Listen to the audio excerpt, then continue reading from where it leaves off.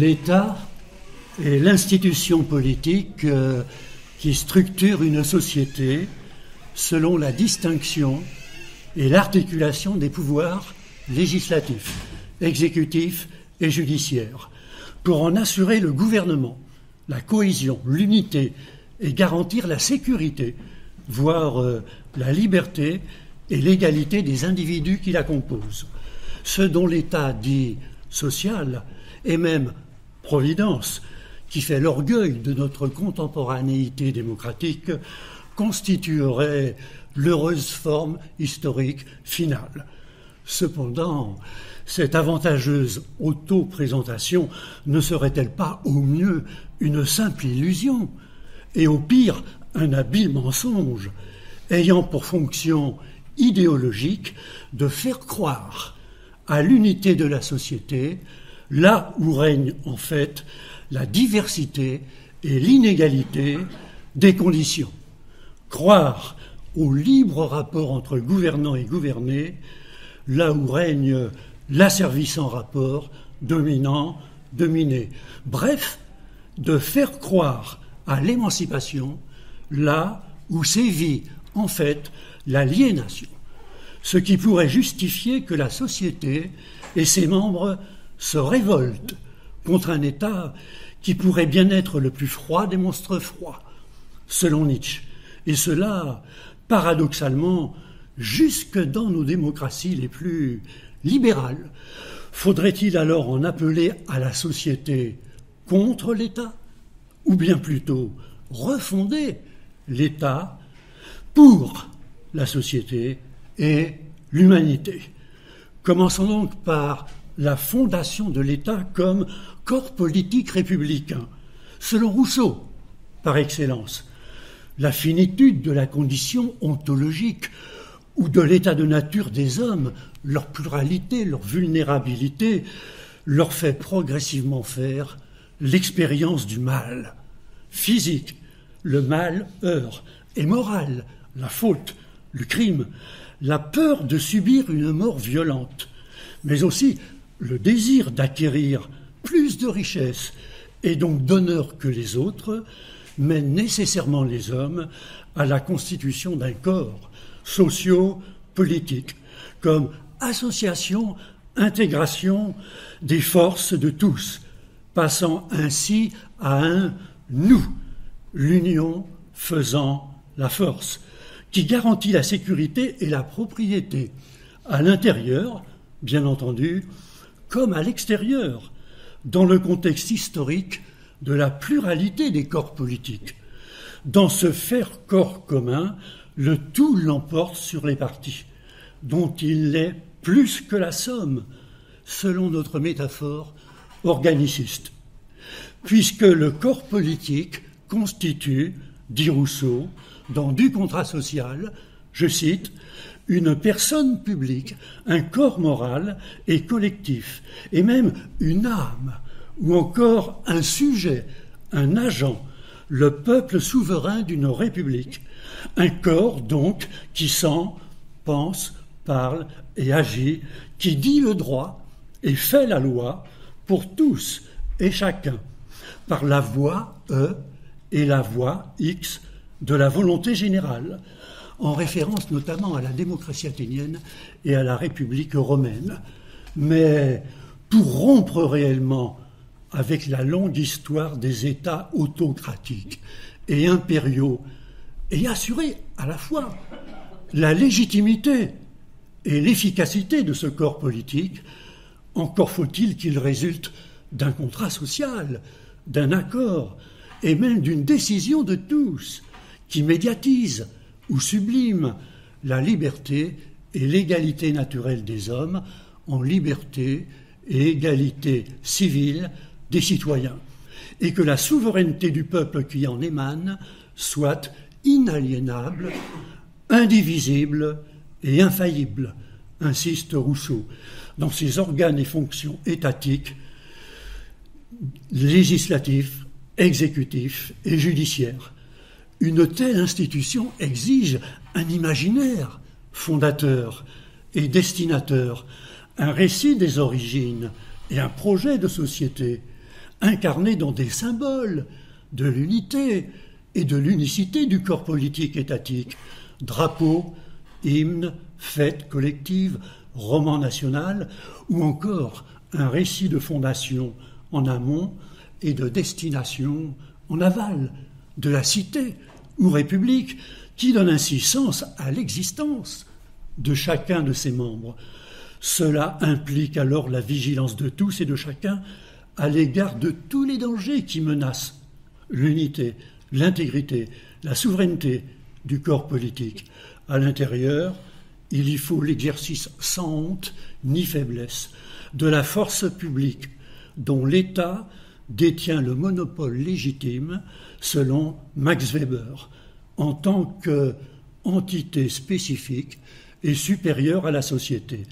à l'encontre même de ses propres membres. Par exemple, lorsqu'un citoyen refuse de payer ses impôts, de monter au front quand il le faut, ou commet un crime qui mérite châtiment, comme à l'égard de l'extérieur, ce qui légitime donc la guerre dite de légitime défense contre un autre corps politique étatique qui l'agresse. Et cela pour substituer la force du plus droit au pseudo-droit du plus fort. Et en vue du souverain bien politique, je cite Rousseau, si l'on recherche en quoi consiste précisément le plus grand bien de tous, qui doit être la fin, le but de tout système de législation, on trouvera qu'il se réduit à ces deux objets principaux, la liberté et l'égalité. Fin de citation. Oui, mais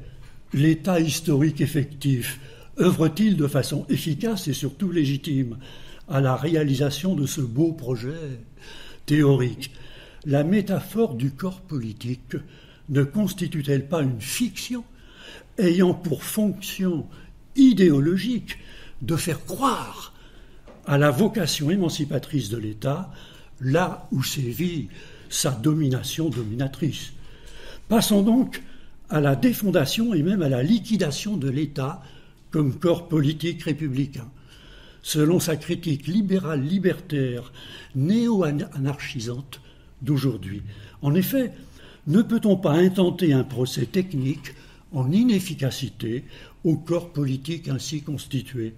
pour cause d'impuissance face aux nouveaux défis mondiaux,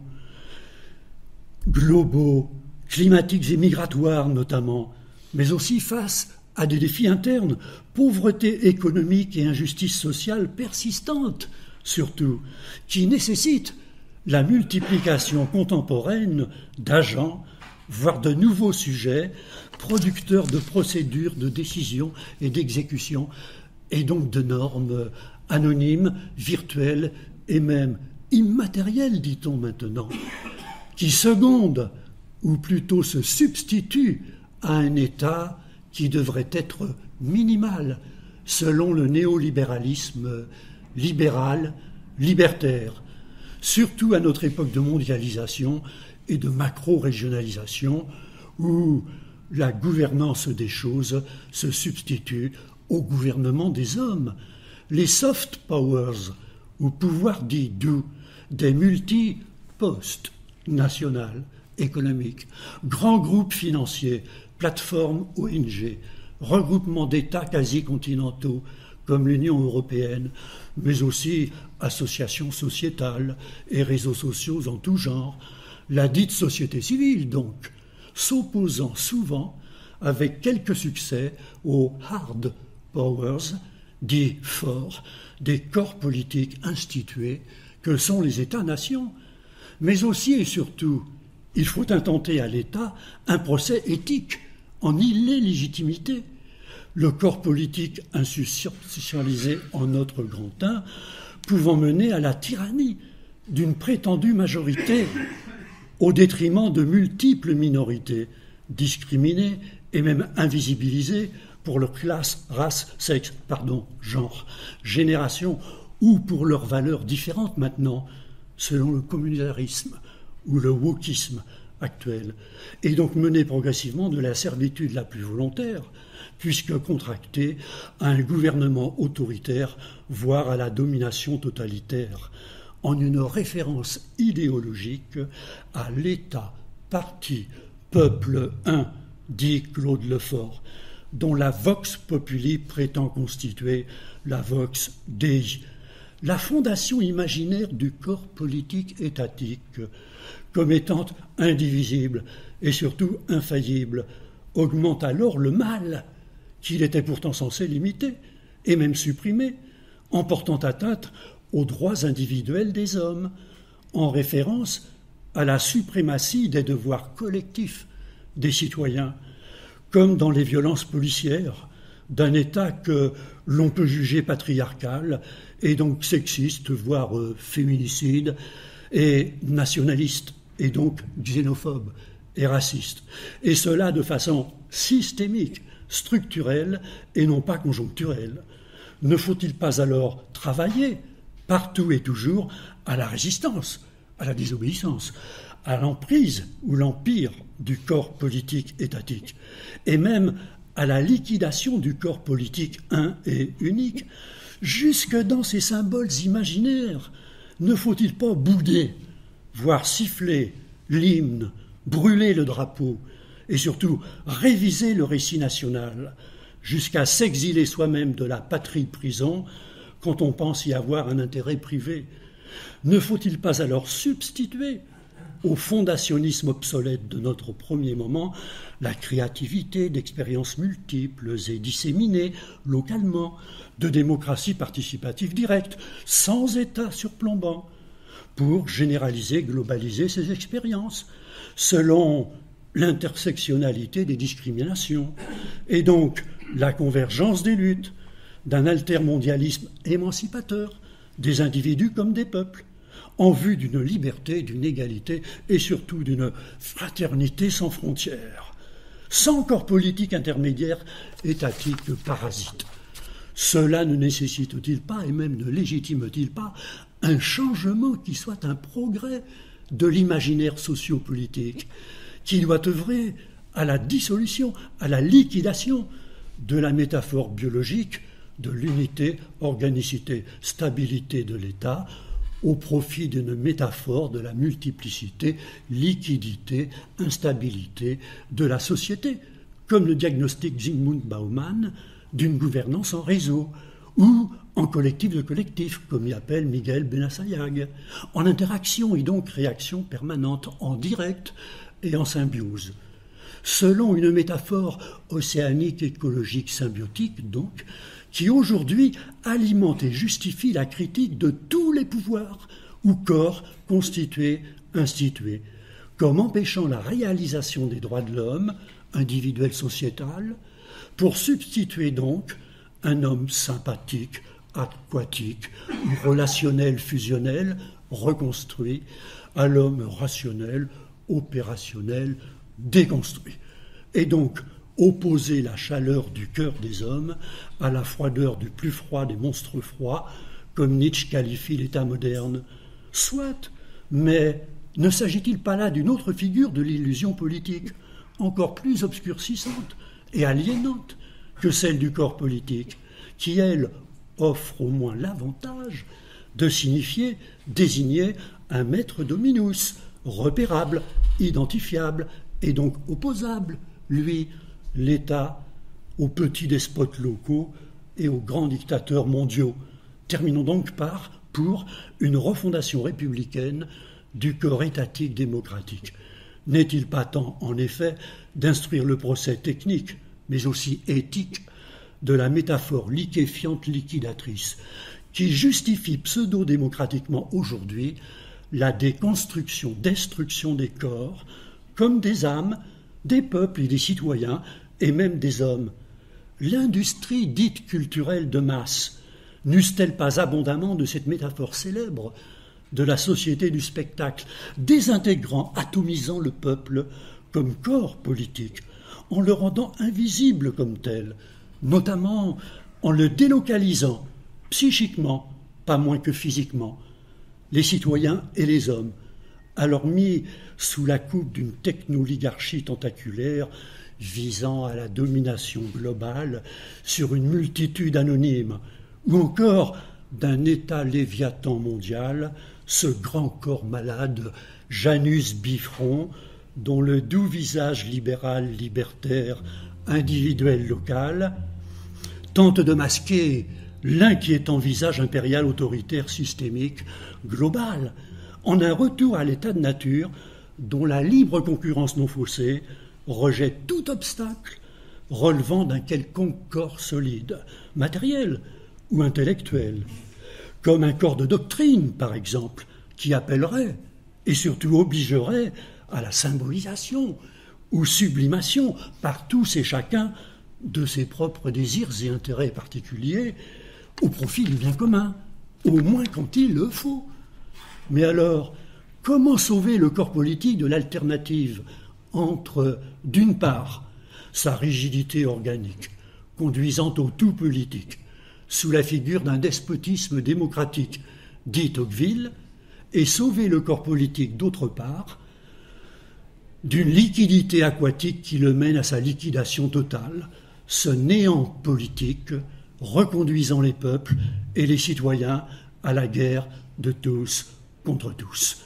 N'y faut-il pas alors une solide refondation républicaine de la démocratie contemporaine qui proposerait une nouvelle synthèse du modèle participatif républicain et du modèle représentatif libéral, et non pas en séparant les trois pouvoirs, mais en les articulant pour redonner la primauté au législatif, qui est la tête pensante du corps politique, et en empêcher l'usurpation, comme en France actuellement peut-être, par l'exécutif et le judiciaire, qui eux n'en sont que les membres exécutants, mais en redonnant aussi la primauté au politique sur le médiatique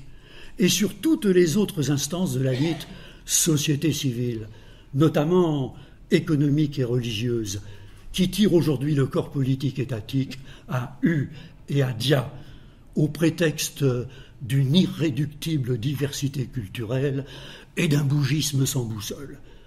Dans l'actuel contexte du retour de la guerre en Europe,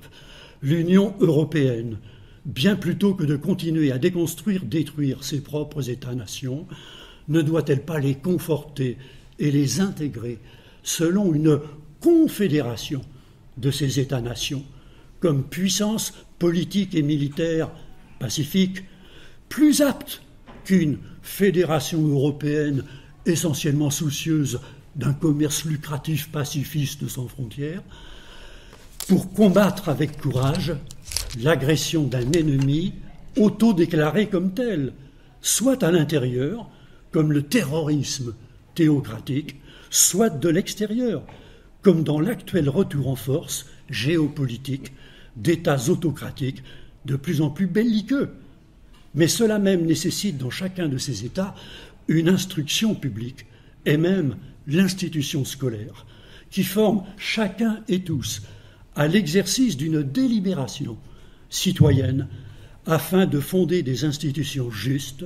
sur des intentions bonnes, car libres d'être éclairées par la raison, selon le double projet de la sagesse personnelle et de la justice collective, fondée par les Grecs et fécondée par les Lumières, mais bien mise à mal par l'époque contemporaine. Dans ce double projet, le soin du corps et le soin de l'âme sont réunis par la vertu, indissolublement morale et politique. Vertu qui, en passant par Rousseau et Kant, depuis la tradition philosophique, constitue le vrai fondement du bien vivre ensemble et personnel,